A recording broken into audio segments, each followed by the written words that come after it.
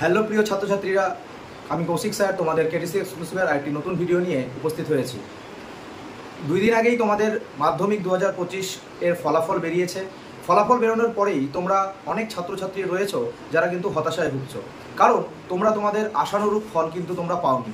বেশিরভাগ ক্ষেত্রেই দেখা গিয়েছে তোমরা যা আশা করেছিলে, বিভিন্ন সাবজেক্টে যা নাম্বার তোমরা আশা করেছিলে সেই নাম্বারগুলো তোমরা কিন্তু পাওনি। অনেক ছাত্রছাত্রীদের ক্ষেত্রেই হয়েছে, আমার কাছে যারা পড়তে তারাও কিন্তু তোমরা অনেকটাই তোমরা হতাশ হয়েছো যে যা তোমরা আশা করেছিলে, যেমনভাবে লিখে এসেছিলে, তোমরা যেইভাবে বলছো সেই অনুযায়ী তোমরা কিন্তু নাম্বার পাওনি। তোমাদের এক্সপেকটেশন অনুযায়ী তোমরা কিন্তু সেই নাম্বারগুলো কিন্তু তোমরা পাওনি। তো এক্ষেত্রে আমি বলে রাখি যে তোমাদের যদি মনে কনফিডেন্স থাকে যে না আমরা খুবই ভালো পরীক্ষা দিয়েছি, নাম্বার আমাদের বাড়বে বা নাম্বার আরও পাওয়া উচিত ছিল, তাহলে তোমাদের বেশ কিন্তু পদ্ধতি রয়েছে, বোর্ড কিন্তু সেই রাস্তাও তোমাদের জন্য খোলা রেখেছে। তোমরা অনেকেই হয়তো এই বিষয়ে অবগত রয়েছো। তো এই জিনিসগুলো কি কি, যেমন আমাদের 3টে পদ্ধতি রয়েছে, একটা পিপিআর, পিপিএস এবং আরটিআই। অর্থাৎ আমাদের যদি মনে কোনো সংশয় থাকে, মনে কোনো সন্দেহ থাকে যে না আমাদের নাম্বার আরও বাড়বে, আমাদের হয়তো নাম্বার আরও বাড়তে পারে, আমি যা পরীক্ষা দিয়েছিলাম সেই অনুযায়ী আমি হয়তো নাম্বারটা পাইনি, তাহলে আমরা কি করব? তাহলে আমরা কিন্তু পিপিআর, পিপিএস বা আরটিআই এই 3টে আমরা করব। অর্থাৎ post publication review, post publication scrutiny এবং রাইট টু ইনফরমেশন অ্যাক্ট যে রয়েছে সেই অনুযায়ী আমরা অ্যাপ্লিকেশন জমা করব। তাহলে এগুলো কি, কারা কারা আমরা জমা দেবো বা কারা কারা এই পিপিআর করতে পারবো, কারা কারা পিপিএস করতে পারবো বা আরটিআই বা কারা করতে পারবে, এই পিপিআর, পিপিএস বা আরটিআই করা বা কবে শেষ হচ্ছে, এই সমস্তগুলো কিন্তু আজকে এই ভিডিওয়ে সংক্ষিপ্ত আকারে আমি আলোচনা করে দিচ্ছি, যেন তোমরা কিছুটা হলেও বুঝতে পারো এবং তোমরা নিজেদের মতো ডিসিশন নিয়ে বিভিন্ন সাবজেক্টগুলোতে তোমাদের যেগুলোতে সন্দেহ রয়েছে তোমরা সেগুলোতে কিন্তু এই পদ্ধতিগুলো অবলম্বন করতে পারো। তার আগে আমি বলে দিই যে তোমরা এই ভিডিওটি যেহেতু খুবই ইনফরমেটিভ একটি ভিডিও, তোমরা বন্ধুদের মধ্যে অবশ্যই শেয়ার করবে, প্রচুর পরিমাণে শেয়ার করবে, যেন তারাও এই জিনিসটি সম্পর্কে বুঝতে পারে। তার সাথে তোমরা যারা এই চ্যানেলে নতুন এসেছো তোমাদের কিন্তু বলে দিই যে তোমরা কেটিসি এক্সক্লুসিভ চ্যানেলটিতে এইরকম শিক্ষামূলক যে কোনো ভিডিও আরও পেতে চাইলে এই চ্যানেলটিকে তোমরা সাবস্ক্রাইব করে রাখবে এবং তার সাথে পাশের বেল আইকনটিকে প্রেস করে রাখবে, যেন এর পরবর্তীতে সমস্ত ভিডিওগুলোর নোটিফিকেশন সবার আগে তোমাদের ফোনে চলে যায়। তো চলো মূল বিষয়ে আসা যাক। প্রথমেই আমরা যেটা দেখবো যে পিপিআর যেটা রয়েছে, পোস্ট পাবলিকেশন রিভিউ। এই পিপিআরটি সাধারণত কিন্তু যারা ফেল করেছে, যে সমস্ত ছাত্রছাত্রীরা ফেল করেছো তারা কিন্তু তোমরা এই পিপিআর করতে পারবে। এই পিপিআরটা কি, এখানে তোমরা যারা ফেল করেছো অর্থাৎ ডি পেয়েছো, একটি সাবজেক্টে, 2টি সাবজেক্টে বা 4টে সাবজেক্টে যারা ফেল করেছো, ডি পেয়েছো, তারা কিন্তু এই পিপিআর করতে পারবে, অর্থাৎ খাতা রিভিউ করতে পারবে যে আমার খাতায় আমি ফেল করেছি, কোন কোন জায়গায় কী কারণে ফেল হয়েছে সেটা কিন্তু দেখা হবে এই পিপিআর এর মাধ্যমে। এর জন্য তোমাদের কি করতে হবে, এর জন্য তোমাদের কিন্তু যে প্রসেস সেটা গত 2 তারিখ থেকেই চালু হয়ে গিয়েছে। আগামী মাসে 17 তারিখ পর্যন্ত কিন্তু তোমাদের পিপিআর এবং পিপিএস দুটোই কিন্তু চলবে। তার জন্য তোমাদেরকে একটি অ্যাপ্লিকেশন লিখতে হবে যে কোন কোন সাবজেক্টের উপরে তোমরা পিপিআর করতে চাও, এবং তার সাথে প্রতি সাবজেক্ট অনুযায়ী 100 টাকা করে তোমাদের কিন্তু একটি চালান কাটতে হবে। এটা স্কুলে তোমাদের হেড স্যারের কাছে, নিজের নিজের যে স্কুল রয়েছে সেই স্কুলের যিনি টিআইসি বা হেড মাস্টারমশাই রয়েছেন তাদেরকে তোমরা অ্যাপ্লিকেশন করবে, ওনারা কিন্তু বোর্ডের কাছে ওনারা অনলাইন যে অ্যাপ্লিকেশন করতে হয় সেটি কিন্তু করে দেবে, তোমরা নিজেরা কখনোই করবে না।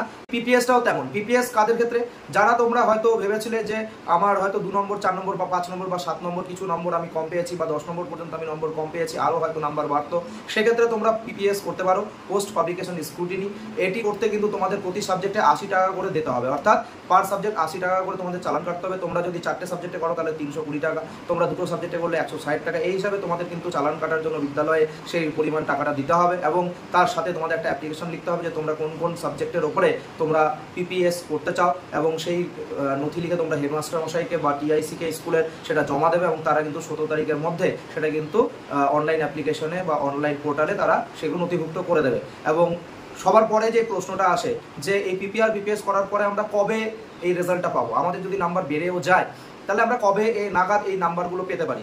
এখন কিন্তু মোটামুটি যেহেতু অনলাইন প্রসেসে চলছে, তাহলে তোমরা মিনিমাম তাও ধরে রাখো 1 মাসের মতো কিন্তু সময় লাগবে। মাসখানেকের মধ্যেই তোমাদের নাম্বার বেড়ে থাকলে তোমাদের অবশ্যই তোমাদের নোটিশ আকারে বা তোমাদের ফোনে SMS মারফত তোমাদের কিন্তু জানানো হবে যে তোমাদের নম্বর বেড়েছে বা আবার মার্কশিট চেঞ্জ করতে হবে বিদ্যালয়ের মধ্য দিয়ে। তো সেক্ষেত্রে তোমরা কিন্তু অবশ্যই জেনে যাবে যে তোমাদের পিপিআর বা পিপিএস এর নাম্বার বেড়েছে কিনা। সেটা খুব বেশি হলে তোমাদের কিন্তু 1 মাসের মধ্যেই তোমরা এগুলো ডিটেলসে রেজাল্টটা পেয়ে যাবে। এবারে আসি আরটিআই। আরটিআইটা কিন্তু বেশ ভালো একটি মাধ্যম। আমাদের পরীক্ষা কতটা ভালো দিয়েছি যদি মনে কোনো সন্দেহ থাকে সেটা কিন্তু ভালো করে যাচাই করে নেওয়ার। রাইট টু ইনফরমেশন অ্যাক্ট এর ক্ষেত্রে কি হয়, এক্ষেত্রে তুমি কিন্তু আমাদের বেশ কিছু জোন রয়েছে, আমাদের ওয়েস্ট বেঙ্গলে 4টি জোন রয়েছে, নর্থ বেঙ্গল, মেদিনীপুর, বর্ধমান এবং কলকাতা। এই 4টে জোনে ভাগ করা হয়েছে গোটা ওয়েস্ট বেঙ্গলকে।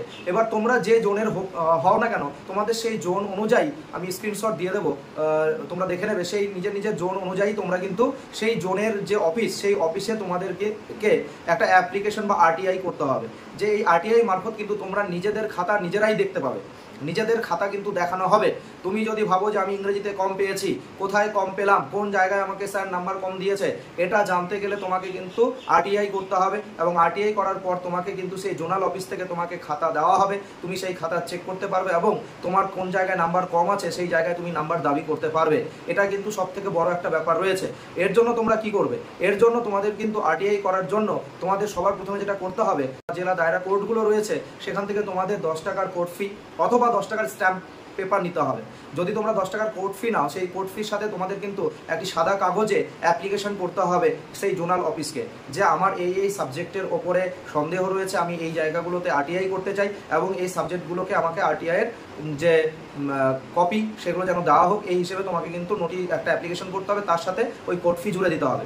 আর তোমরা যদি 10 টাকার স্ট্যাম্প পেপার নাও, তাহলে সেই স্ট্যাম্প পেপারের ওপরেই তোমাদের কিন্তু অ্যাপ্লিকেশনটা করতে হবে এবং সেটা করে বাই পোস্ট অফিস মারফত তোমাদের কিন্তু জোনাল অফিসে সেটা পাঠিয়ে দিতে হবে। রিসিভ সেটা যদি হয়ে যায় তোমার কাছে নোটিফিকেশন আসবে যে সেটা রিসিভড হয়েছে এবং তারা হয়তো 15 দিন, 20 দিন বা 30 দিনের মাথায় তোমাকে কিন্তু ইনফরমেশন জানাবে যে জোনাল অফিসে এসে তুমি কিন্তু সেই খাতাগুলো দেখতে পাবে এবং তোমাকে সেই খাতাগুলো দেওয়া হবে। খাতা দেওয়া হবে বলতে খাতার জেরক্স কপি দেওয়া হবে। এইভাবে তুমি তোমার নিজের খাতা চেক করতে পারবে, যেটা হচ্ছে সব থেকে বড়, সেটা হচ্ছে আরটিআই এর মাধ্যমে। এতে কিন্তু এক্সট্রা করে কোনো টাকা লাগবে না, তোমার ওই 10 টাকার কোর্ট ফি বা 10 টাকার স্ট্যাম্প পেপার নিয়েই তুমি কিন্তু এই আরটিআই প্রসেসটি করতে পারবে। শুধুমাত্র খাতা যখন তোমাকে দেওয়া হবে, প্রত্যেক পেজ অনুযায়ী 2 টাকা করে তোমাকে কিন্তু চালান কাটতে হবে। এই হচ্ছে ব্যাপার, এছাড়া এক্সট্রা কোনো কিন্তু এখানে চার্জ লাগছে না। তবে এই প্রসেসটা কিন্তু একটু বেশ লেংদি, কারণ কবে থেকে শুরু হবে, শুরু কিন্তু অলরেডি হয়ে গিয়েছে। আর কবে থেকে তুমি কবে পর্যন্ত জমা দিতে পারবে, আরটিআই করতে পারবে, নোটিশে পরিষ্কার বলা রয়েছে যেদিন রেজাল্ট দিয়েছে সেই দিন থেকে 75 দিন, অর্থাৎ 75 দিনের মাথা পর্যন্ত, জুলাই মাসের 16 তারিখ পর্যন্ত তোমরা আরটিআই করতে পারবে। তার মাঝখানে তুমি যে কোনো সময় আরটিআই করতে পারো।